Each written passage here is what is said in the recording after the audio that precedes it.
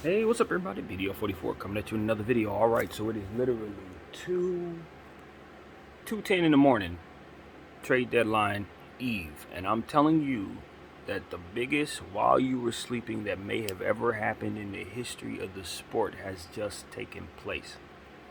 About 2 hours ago, the Phoenix Suns and the Brooklyn Nets came to a deal that sent Mikal Bridges at 4 years, $20 million. Jay Crowder at 1 year, $10 million. Cam Johnson at 5 years, $5 million for 1 year, and four picks, first rounders, all unprotected, and a 28 pick swap.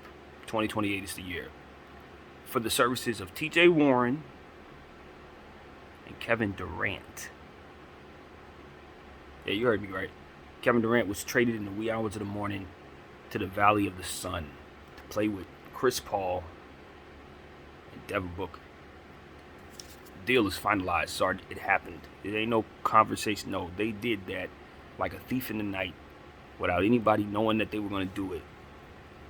And we knew that there was a good chance that something like that could happen because there was no reason for Kevin Durant to want to be there. And if the Brooklyn Nets were thinking clearly, there was no reason for them try to keep him, knowing that he had already been unhappy, knowing that he was already ready to go last summer, and we knew that he probably wanted to go to Phoenix Suns. I haven't processed the deal just yet.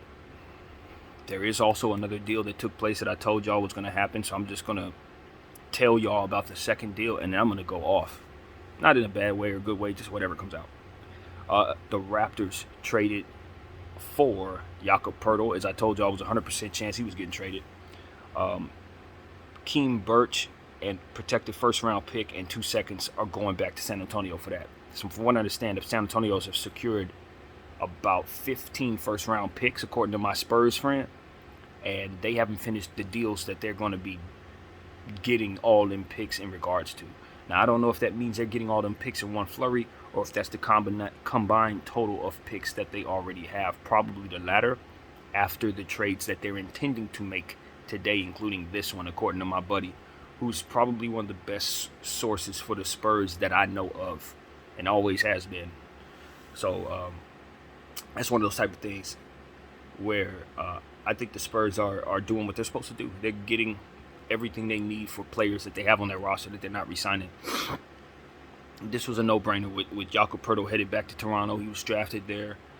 It's familiarity, so teams tend to do that. Keem Birch is a nice center that's played some good years with the Orlando Magic, and now had a nice little tenure with the Raptors for a couple years. I didn't get a chance to look at his contract, but I don't think he was the key to the deal. To be honest with you, the key was to get those protected first rounder and 2 seconds for Poeltl expiring, which is solid. That's more than solid. You're definitely happy with that if you're the Spurs. Now, let's get back to the meat and potatoes. Kevin Durant and T.J. Warren. Now, T.J. Warren's obviously headed back to Phoenix.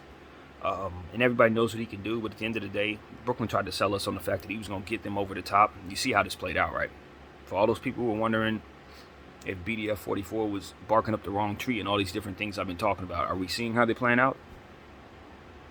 Are we seeing how they're playing out? I told you Keem Birch was going to get, Jakob Poeltl was getting traded. That was a no-brainer. I don't think I'm a superstar for that. But as far as KD getting traded to Phoenix, them needing to move him at the deadline this year, despite him being on a 4-year contract, it was a no-brainer too in a way.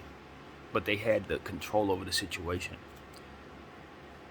But, it's one of those things where it's like they learned last year that if they have another situation where KD demands a trade out, it doesn't help the leverage. Just like I told you guys about a month ago. If they're going to trade KD, it's going to be like a thief in the night. If a big player like this gets moved, it's going to be in this way because that's what happened to the market. Once you start telling people you want to get up out of there, it's impossible to get the leverage to actually move. But when you do this and just let the front office know what time it is, you effectively allow them the maneuverability to do that. Because once the media gets involved, it's impossible. With a piece this big. Now, am I happy with the return that they got for Kevin Durant? I would have to educate myself on the value of the picks and the 28 pick swap.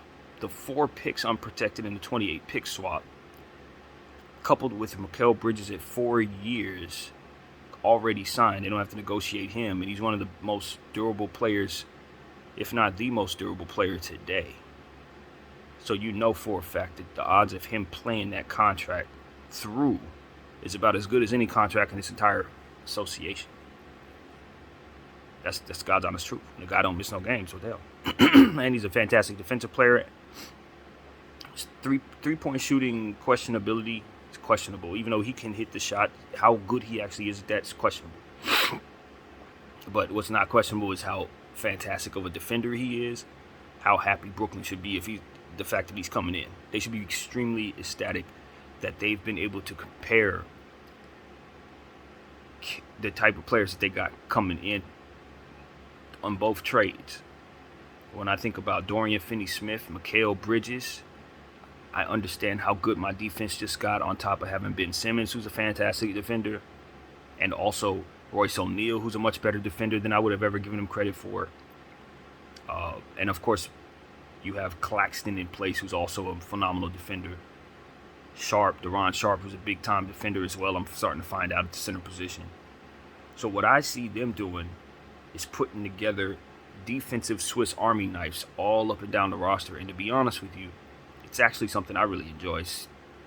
The idea of putting Cam Johnson on this team.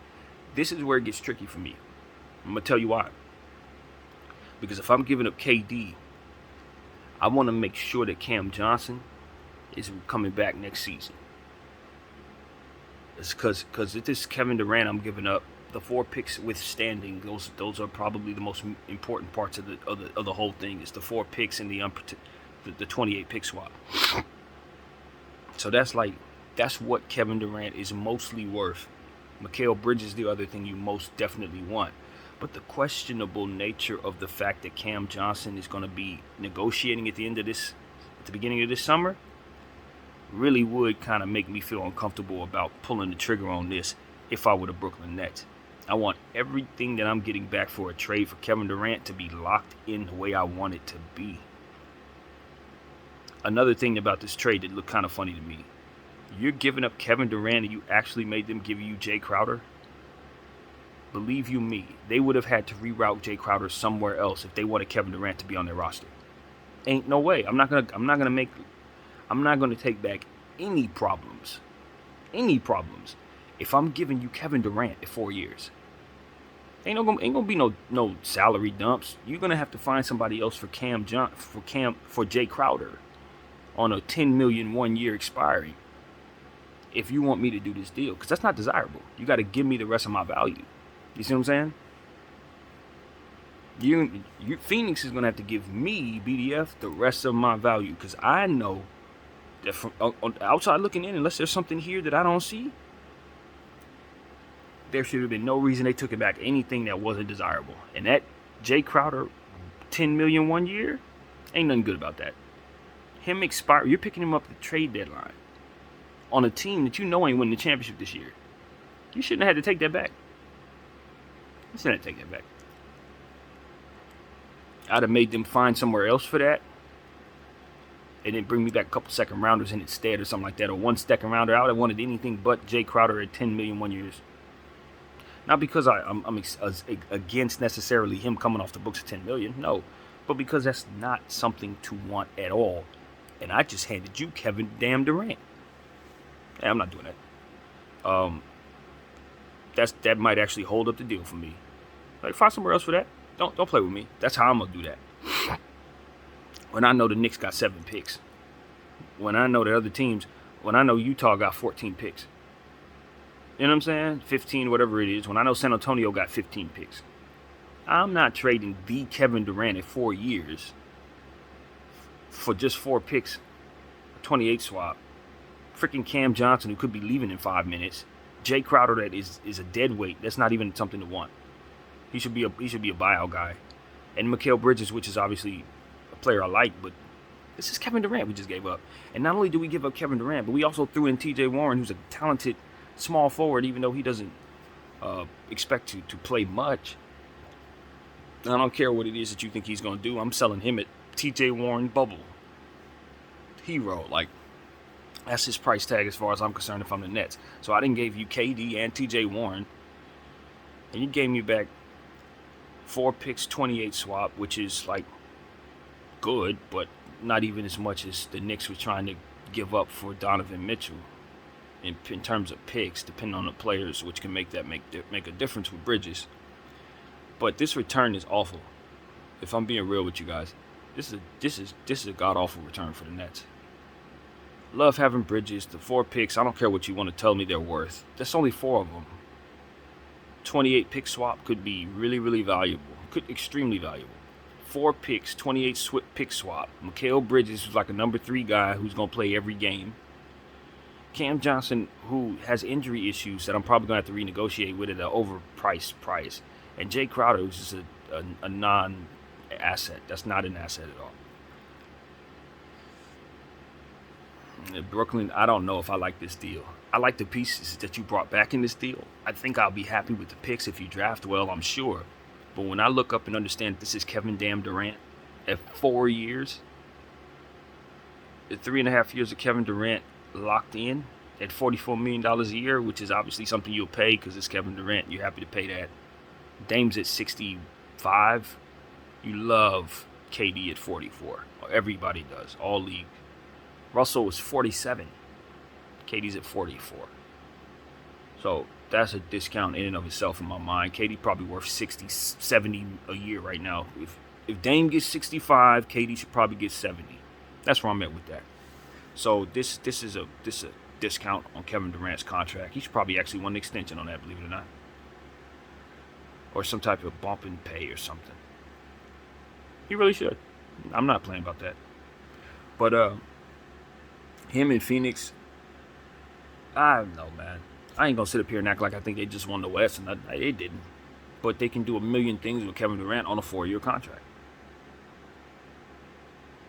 You're pairing up Kevin Durant and Chris Paul. Chris Paul needs to be moved right now. I know he probably wants to play with Chris Paul, but that contract is gonna keep you from winning a championship, Kevin.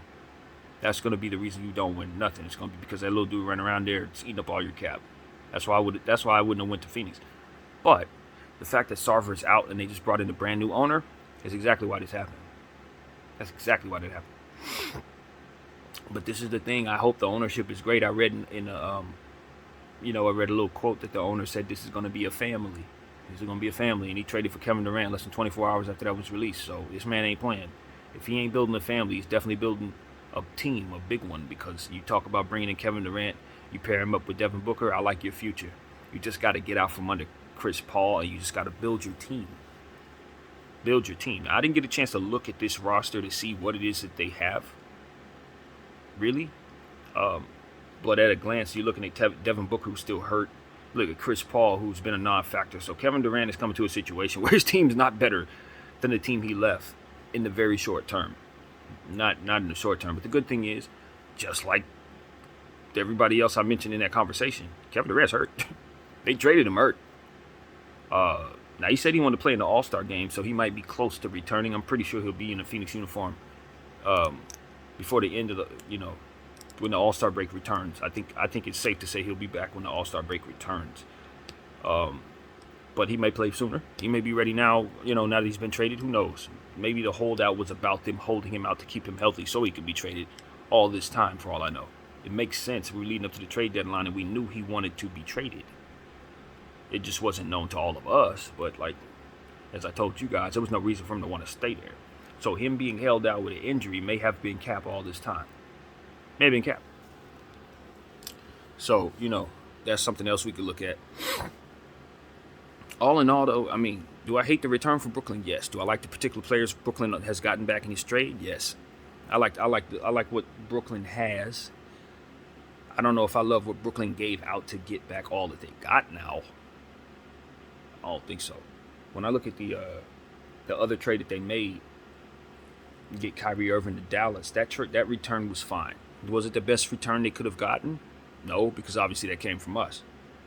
But then again, if the Lakers were only going to give up the 2 picks and Russell Westbrook, I don't think anybody actually is happy in the end.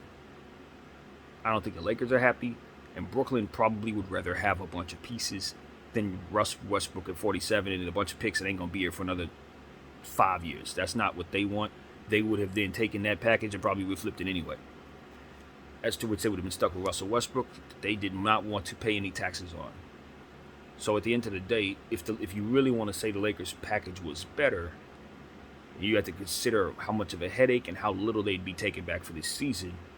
As to which, for their mindset and what they want, I think it's not better. If you don't see the fruit in trying to reflip all that after receiving it right away, which I actually probably would have did, just because I know how valuable the stuff is, but nevertheless, that's like a couple extra steps that may not even be necessary if you're a GM that's trying to move Kyrie and KD in the same offseason. You ain't trying to play games. You don't have time to. So that's exactly what Sean Marks was dealing with. Now that we see what happened, and I think the first deal to get Kyrie was fine, and I think the second deal to move KD was not. You don't move KD in no deal like this. You make teams give you more. You certainly don't move him to Phoenix because Phoenix don't have the right package. They just don't. Phoenix does not have the right package. And I'm telling you, I know KD's years matter. This is an important season. He can come to the West and compete for a championship. But do I actually think that's happening? Nah, I don't think that's happening. He's not about to ransack through a bunch of established teams in the Western Conference. That's not about to happen. But what they can do is be a legitimate scoring threat every night for now and then continue to make pieces happen. They can make another trade or two to make their team look a lot better. And maybe we change our mind about that. Maybe they move DeAndre Ayton in some kind of blockbuster deal. And if that's the case, getting back the right type of pieces surrounding Kevin Durant might not be the worst thing in the world. Because I know they ain't about to move Chris Paul for nothing big. Ain't happening. KD, DeAndre Ayton, Chris Paul, Devin Booker. They just too old, man. That is an old basketball squad. It's giving me Steve Nash, Dwight Howard, Kobe, and Powell. That's what it's giving me, man. Not to say that it's the same thing, because it's not. But you just got that situation where you got the two older guys and the two younger guys coming together, try to make it work. And I just think that the two older guys may be approaching too damn old to really do anything about it. May be approaching it. If they don't get it in the first 2 years, I don't know that they get it in the second two with Kevin Durant's contract, that kind of thing. They better get it. He's getting older, Kevin, and Chris Paul is like maybe rejuvenated from the fact that he's going to be playing with KD now. But how many games, how healthy, what's happening in the playoffs? Is he going to make it through the playoffs, that kind of thing? It's not a good bet. Devin Booker and Kevin Durant, like I said, that's one of the best scoring pairings in the game, period. Maybe one of the best scoring pairings in the history of the sport. I don't think that's even a debate at this point. You're talking about Devin Booker and Kevin Durant. That's two of the best scorers ever played. So the ability for them to accumulate Chris Paul to accumulate a lot of assists again is in place just from the sheer nature that he's going to be finding some of the best offensive talents to find. So that in and of itself will allow them to win a lot of basketball games in a short flurry. Because they're going to just close teams out and just beat them with their talent. But when they get schemed against in a 7-game series, against certain teams, they're going to create problems. But I don't think they have the better team in a 7-game series with the field of Western Conference teams. I don't necessarily think they have enough intangible pieces surrounding the roster now that they've gotten rid of Bridges, Cam, Jay. Those are all their wings. Obviously, you're bringing in Kevin Durant, but now it's going to be on him to do a lot more than what he was responsible for. Guys like Damian Lee going to be asked to take real roles, scoring the ball off of Kevin Durant, hitting open shots, and Devin Booker hitting open shots. I just don't know what they think their timeline is going to be in the very short term for the rest of the season. Not that it matters too damn much, because they're picking up a 4-year deal on Kevin Durant. Everybody they got is on multiple years, so whatever they're bringing back, they can bring back next year. Then the year after that, and the year after that. So the stability of the Phoenix Suns as it pertains to their core, based on the contracts, make you feel okay, especially if they can get rid of Chris Paul. So that would be my move right now. For the new regime, you got to find a way to get rid of Chris Paul without having to stretch that thing so it doesn't kill you the duration of KD's contract. You might as well just keep it on tab and have him run around for you. But you don't want that. You may think you want that, but you don't want that. You want to turn Chris Paul into some stability.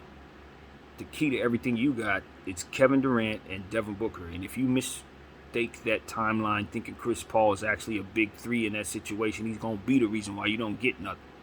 As I said at the beginning of the video, so you have to do everything in your power to get that arbitrage of an anchor off of your books today. To absolute day. That would be the only thing I want Phoenix to do if I were a fan. Get that thing out of here ASAP. Our timeline depends on it. And turn that into whatever you have to make sure that the next 3 years you have the flexibility to keep the right stuff around Devin Booker and Kevin Durant. And if that ain't your focus, you're doing it wrong. And you ain't got time to do it wrong because you got two of the best players on the planet right now. Along with DeAndre Ayton, who we know is one of the best conditioned centers on the planet. If only the NBA would just allow these teams to build correctly. When you put together a core like this, I don't want to see them running around with garbage. Now they need to be getting players that are up to par to make that team unbelievable. A guy like Jordan Clarkson should be able to slip in there. You know what I mean? Like that caliber in a perfect NBA when it's only 30 teams. That's the type of player they should be able to slide in at a good price for their cap so that the team can be ridiculously awesome. That's the NBA I want to live in. And Kevin Durant ain't got to play with dudes look like me. Hell no. Because he put together a team that has Devin Booker and Chris Paul and himself and Ayton. Now he got to run around with scrubs? Hell no. Let's fix that in the next collective bargaining agreement so that we can have fuller, better basketball teams. Because it's possible we got overloads of players all over the place. There ain't no reason for him to have to play with trash when certain teams are overloaded with good and can't play it.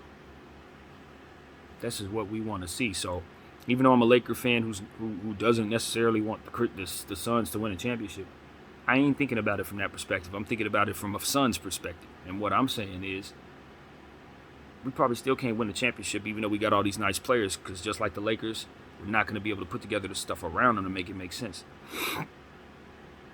So that's the only thing. If you're the Brooklyn Nets, the fact that you didn't have a whole lot of trade equity beforehand, you feel good that you got some real good trade equity now. You have a future in place. Now, did you get as much for all that you had as you would want to? God, no. When you think of the fullness of all the players that they had last season and you look at what they've gotten in return, this was awful. It's beyond awful. Sean Marks should probably be fired. But if you just forget how you got all that stuff, sort of like I said about the Domantas Sabonis trade in Sacramento, if you just forget how you got them and keep building properly around what it is you have, you're still going to feel yourself has done a good job at the end of the situation.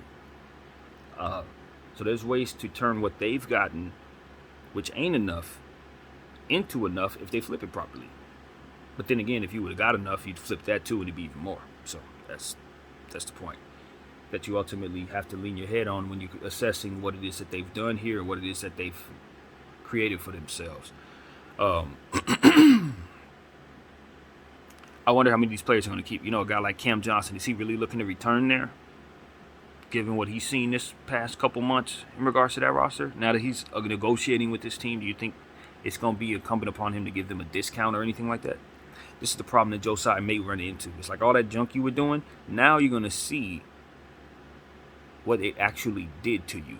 When you were sitting there buck breaking Kyrie and doing all that you did with KD and all that other nonsense. When it's time for you to negotiate with people like Cam Johnson, I believe that you're going to be affected by that, Brooklyn. I believe it's going to be harder for you to get guys like him to re-sign with you at a price you like because of that crap Josiah was doing. I really believe that. We're going to see. Only time will tell, but I've been right about a lot of things, including most of what we're seeing on in this trade here, based on the need for certain things to happen and people acting like they don't need to do it when they did. What I tell you about Kyrie, either trade him or pay him. Where is he now? He was traded. What I said about KD, he probably wasn't going to be there because if you trade away Kyrie Irving, KD already wanted out. There was no reason for him to stay there. As I told you guys,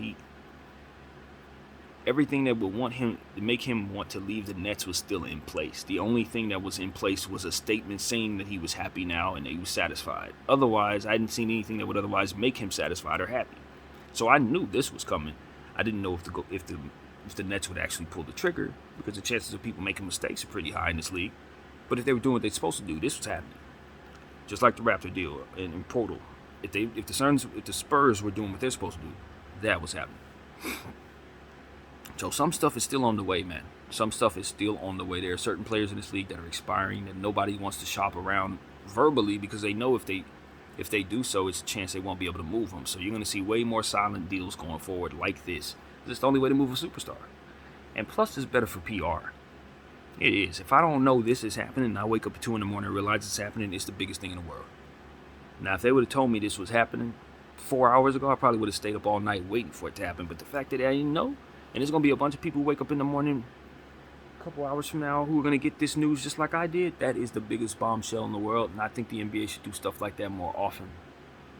Just like when Beyonce dropped her namesake album about 12 years ago, overnight. That was the way I like it. I don't want to know necessarily the best thing ever is about to happen. Just bring it on us. It's the best way to go.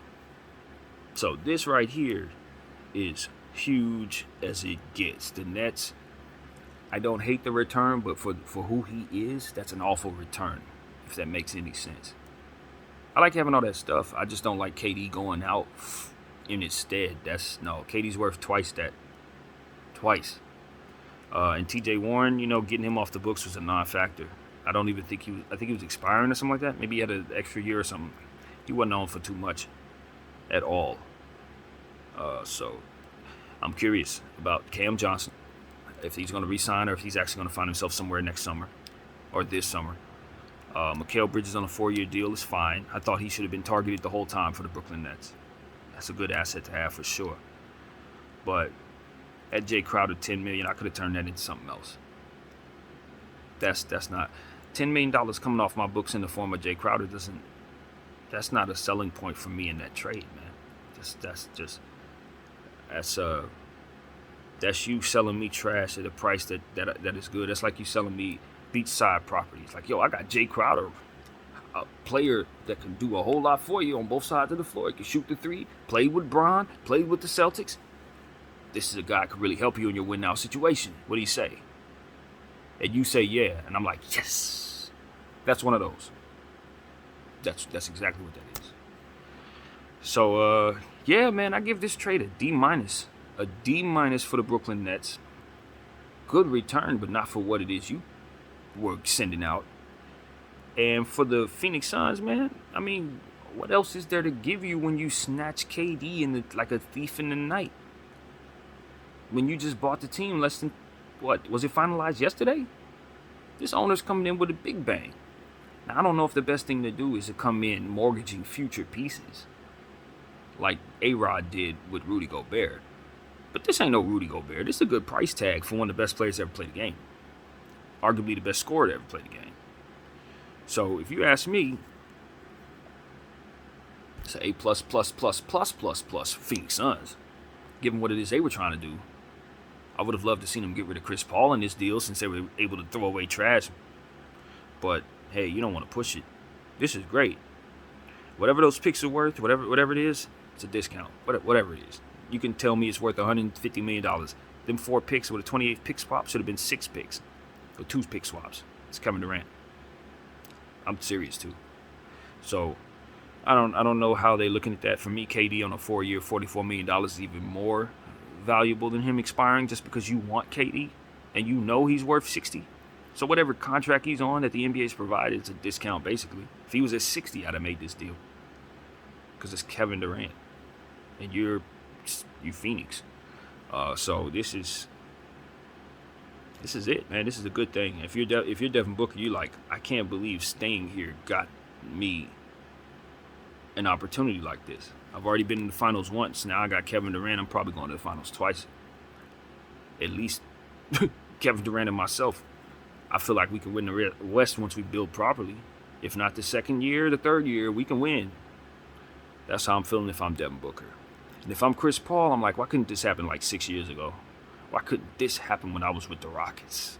Why couldn't this happen when they traded me to the Clippers? That's what I'm thinking if I'm Chris Paul. Because now, there's a good chance you ain't even going to be part of this.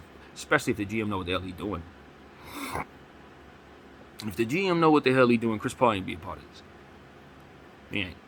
If the owner is serious about winning a championship, you got to get that off your books, or it ain't going to happen. BDL 44, I thank y'all for watching. Out.